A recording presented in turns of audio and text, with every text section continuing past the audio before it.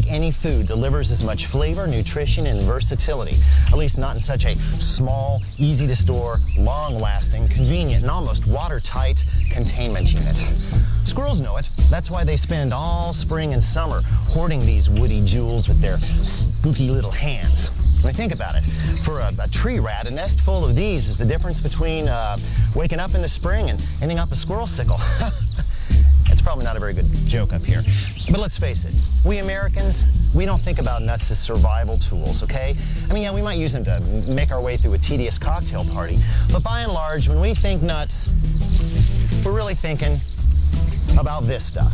Although I am a little surprised to find it up here. It's a real shame because whole nuts, when allowed out of their shells, provide a whole lot of culinary opportunity. Thank you. Of course, even nut trees are good for a lot of stuff. Heck, you can use the wood to smoke foods, and I hear you can even make some pretty good furniture out of them. Of course, this is no old house. Okay, so maybe it's some things old house, but as for this, well, this is just 100% good eats.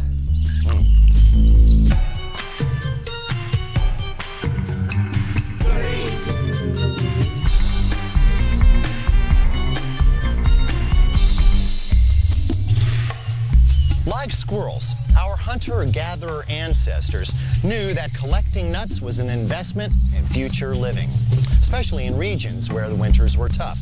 Although the human machine can store up some sugar and plenty of fat, it lacks a device for collecting protein. And without protein, the body can't manufacture things like connective tissue, skin, or hormones, all of which would come in very handy if you were being, I don't know, chased by a saber-toothed cat.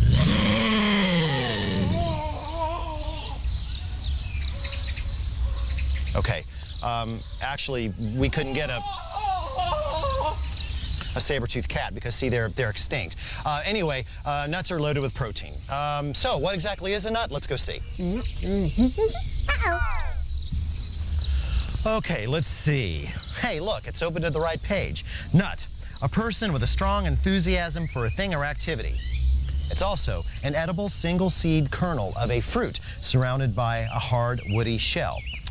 Now, since this strict botanical definition rules out many of the nuts we think of when we think of nuts, like almonds and pecans, I say we should just ignore it altogether. For those of us who prefer to do our hunting and gathering at the local megamart, buying in bulk is a pretty darn smart way to nut up, as long as you're sure your store has a pretty brisk turnover. There are, of course, criteria for buying nuts in the shell. For instance, take a look at the exteriors. There should be no structural damage, no cracks, no mold. They should be pretty heavy for their size, and when you shake them, little or no rattling. If they sound like maracas, put them back. They probably house mummified meats. The exception, of course, peanuts. Shake peanuts, they rattle like a rattlesnake. But let's face it, peanuts aren't really nuts after all. Get your hot roasted peanuts! That's right, folks, peanuts! Excuse me, sir, but we're trying to make a nut show here. And I sell peanuts. Ironic, don't you think? I think it's a problem. How's that? Peanuts in a nut show? What are you, nuts? No more so than those. Well, of all the pea brain... Peas are exactly the point. Of nuts. No, peanuts. Look, buddy, do you want some nuts or not? Yes, please. Oh, no thanks. I'll wait for some nuts. You want a nut? You want a nut? Try looking in the mirror, you freak! Ever wonder why we call crazy people nuts? Because in the 19th century, nut was slang for head, so a nut case was off his nut. Eventually, we just boiled that down to nuts. The point is, peanuts aren't nuts. Heck, they're legumes. They grow underground, so they're not even pretend nuts. And anybody who disagrees is just plain wacko. If you're buying shelled nuts, and in the case of macadamias and cashews, that's probably the only way you'll find them, you want to examine them closely. You want to see a lot of whole nuts, not too many broken pieces, and a nice even color. And if you can possibly extract a sample, break it in half. Nice clean snap is what you want to hear. If the nut crumbles or kind of bends, well, let's put it this way. Sometimes you feel like a nut and sometimes you just plain feel rancid. Now, vacuum bottles are okay, but I don't feel good about cans. Sorry, but I'm just not going to buy a nut that I can't see. Also, beware that most packaged nuts have been treated with salt and or extra oils. So when cooking with them, you may want to amend your recipe. As long as they're snug in the shells, nuts are relatively impervious to mistreatment. However, when they shed their armor, they become very vulnerable to things like moisture, heat, air, and light. Why? Well, I'm afraid the answer is fat. You probably remember the fat train sequence from our landmark episode, Fry Hard. The important thing to remember is that nuts are loaded with monounsaturated and polyunsaturated fats, and those fats are notorious for just reaching out in the air and grabbing random molecules. This is a bad habit because it leads to rancidity. What can you do? Airtight containment, my friends, the only way to go. If you want to stretch these even longer, you will go for the refrigerator. Cold slows down oxidation, and that means that you can stretch your shelf life to almost 6 months. Not long enough for you? Fine. Bag them, tag them, and freeze them. That way, you can keep nuts for up to a year. You'll get a few months out of the pantry, which is fine for me. I go through a lot of nuts around here.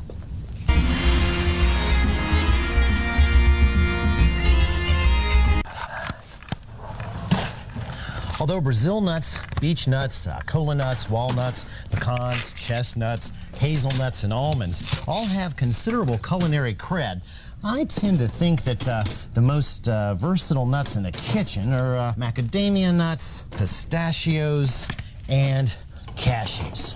Yeah, those are my big three. Unlike so many other nuts, which maintain their personalities regardless of how they're integrated into a dish, these nuts can be coerced into forgetting themselves for the greater good eats, especially when they're ground. We'll begin our study with the cashew, a South American native and cousin of the mango that today is grown primarily in India.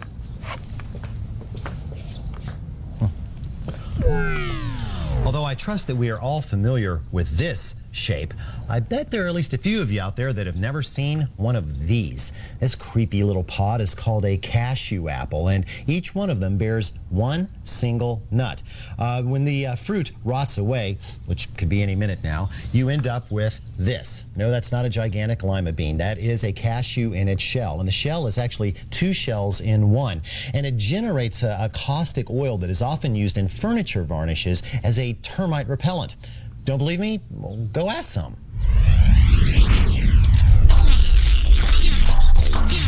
Gross! This wood tastes nasty! Like cashews! Ugh. Let's go get a box of toothpicks. Sweet. Told you so. Besides being my hands-down favorite for out-of-hand eating, cashews have an interesting characteristic. They can be ground into a smooth paste that puts regular old peanut butter to shame. Our cashew butter begins with 10 ounces. That's approximately 2 cups of toasted or roasted cashews. Since I am using unsalted nuts here, I am going to add a heavy pinch, or maybe even 2, of salt. Now, clamp on the lid and take this for a spin. Meanwhile, pour 2 tablespoons of honey in a microwave-safe container and microwave on high for about 15 seconds, just to loosen it up and make it easier to work with. Then add 1/3 of a cup of walnut oil. Pour in your honey and walnut oil mixture nice and slow until a smooth emulsion forms.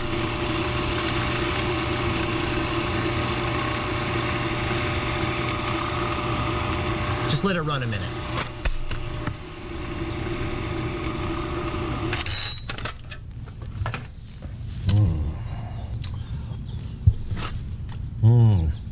Why'd you try this? We'll never go back to peanut butter again. And not only is this a really great nut butter, this is a sauce. It's waiting to happen. All you have to do is take half a cup of our luscious cashew butter and put it in a small saucepan or saucier, along with 3/4 of a cup of canned coconut milk and 1/4 teaspoon of cayenne pepper. Put this to medium heat. There we go. And whisk. Now, as soon as this is combined and heated through, you may use it. What should you put it on? Well, heck, I happen to like it on grilled chicken with rice. It's like a trip to Thailand without having to get a passport or take any shots. I believe it was Andy Warhol who said, in the future, every nut will be famous for 15 minutes. Well, I don't know if he actually said that, but I'm guessing that if Andy ever painted nuts, they were definitely pistachios. I mean, look at them. If there's a pop art nut, it's got to be this cousin of the cashew. Now, the nut meat is deep green thanks to the presence of chlorophyll, and in the nut industry, the deeper the green, the more highly valued the nut. Of course, most of us buy our pistachios in the shell. With any other nut, that would mean a lot of work, but not so here, because the pistachio splits or smiles when ripe. And if you've ever seen pistachios with those vibrant red shells, that's just not natural. Well, it's a little bit natural. As you can see, right before they smile, the shells turn pink around the edges. Processors just dye them the rest of the way so that us consumers will go, ooh, ah. I think such punk pistachios should be avoided. Now, although these are great for out-of-hand eating, believe it or not, pistachios make a great pesto. I know, most people think that pesto is all about the herbs and the cheese, but in reality, it's nuts that pull it together and give it its unique texture. Now, traditionally speaking, pesto usually contains pine nuts, which I think is the problem with most pestos. You see, pine nuts grow on trees that have to be 75 years old before they're commercially viable. Has anybody seen my stone pine cone? See, they grow on these little pine cones, and they're really hard to get, and oh, bother.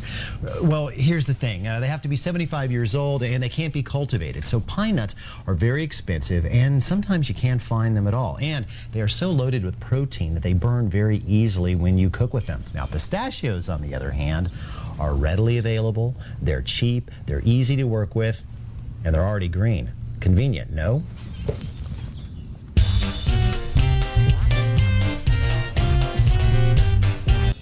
Your pistachio pesto begins with your blender on high. Drop in 1/2 to 1 clove of garlic while the machine is running. Then add 2 tablespoons each fresh thyme and tarragon leaves and 1 tablespoon each fresh sage and oregano leaves. Last but not least, 2 packed cups of flat leaf parsley and 1/2 cup of Parmesan cheese. Oh, and I almost forgot, 3/4 of a cup of roasted pistachios. Clamp on the lid and take that for a spin. When the ingredients are finely chopped and well combined, like that, time to add the oil. With the machine running, pour in 2/3 of a cup of olive oil. I wouldn't waste my expensive extra virgin stuff on this, by the way.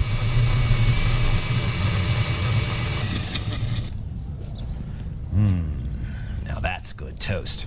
Of course, that's another show.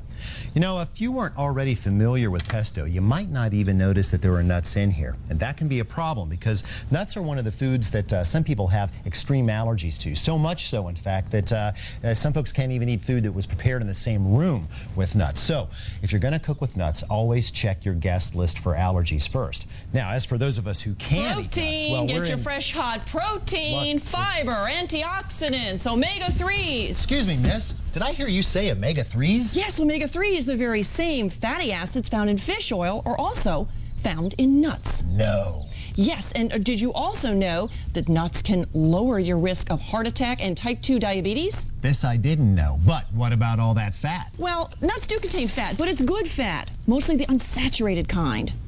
Told you. Which can lower cholesterol and low-density lipoproteins, or LDLs, which are responsible for carrying cholesterol into the arteries. I'm feeling better already. And don't forget, nuts are a great source of vitamin E and potassium, magnesium, calcium, folic acid, and zinc. Okay, I won't forget. Hey, bye. Want to buy some nuts? Oh no, we've got plenty of our own around here. See ya. Did I ever mention that the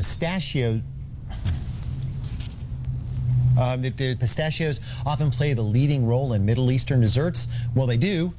I just guess I need to get a few more. Start by taking 1 cup of pistachios for a spin in your food processor. Just grind them until they're fine.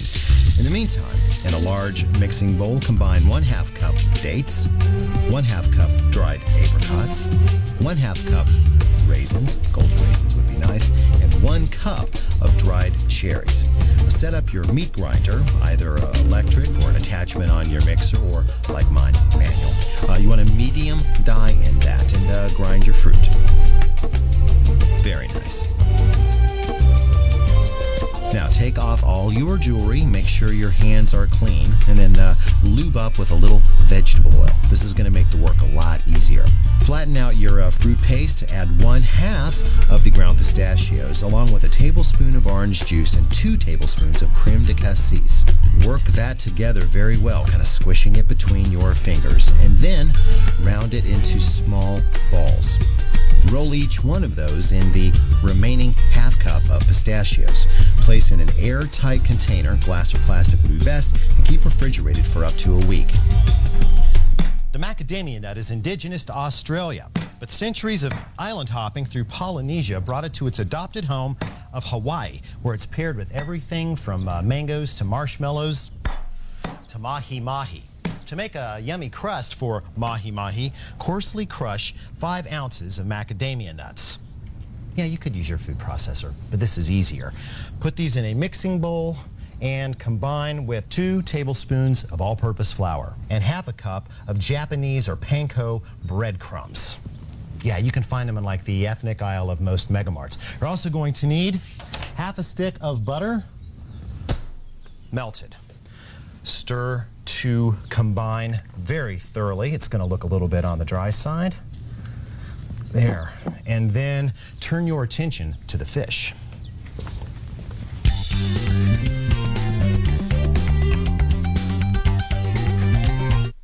Here we have 4 6 to 8 ounce mahi-mahi fillets. But first, a large piece of foil goes onto a sheet pan and is liberally lubricated with vegetable oil. No sense having your fish stick. And just lay out the fillets with a healthy amount of open space between them. Remove the glove and season with coarse salt. I'm using kosher here, of course. And several grindings of black pepper.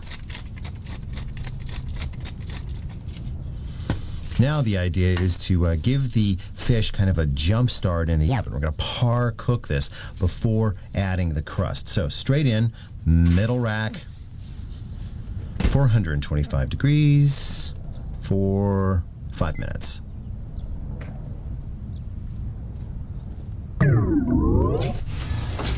Now remove the fish carefully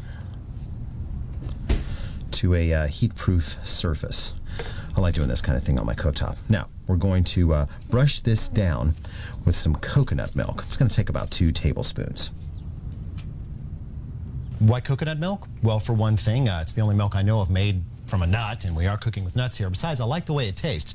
But if you don't have any at home, you could just as easily use sweetened condensed milk.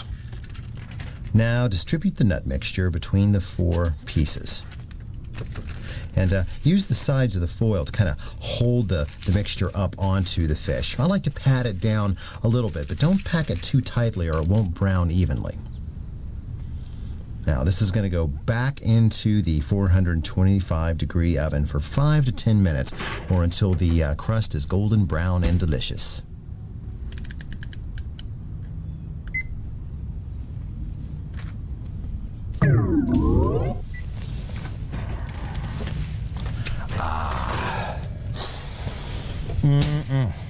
Just smell that. It's like, oh, you can't. I'm sorry. Well, it smells good. Let this sit for about 10 minutes so the crust can solidify a little bit.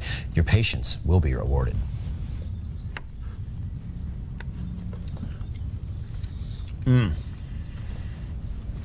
Trust me, this tastes as good as it looks. The macadamias make an ideal crust. Little sweet, little nutty, just the right amount of crunch. In fact, I think this would make a wonderful crust for a pie or a cheesecake. Just follow the recipe, but leave out the part about the fish. And press the mixture down into the bottom of a 9 or 10-inch cake, pie, or spring-form pan and follow your recipe as you normally would. If you want a blind-baked crust, just pop it in the oven at 375 degrees for 20 to 25 minutes or until golden brown and delicious. Either way, this is good stuff. Well, I hope that we have opened up your eyes to the potent potential of the nut. They are flavorful, flexible, versatile, and all-round good. You nut-thieving tree rat, give me my nuts back. What's the rope for? Here they are. Thank you.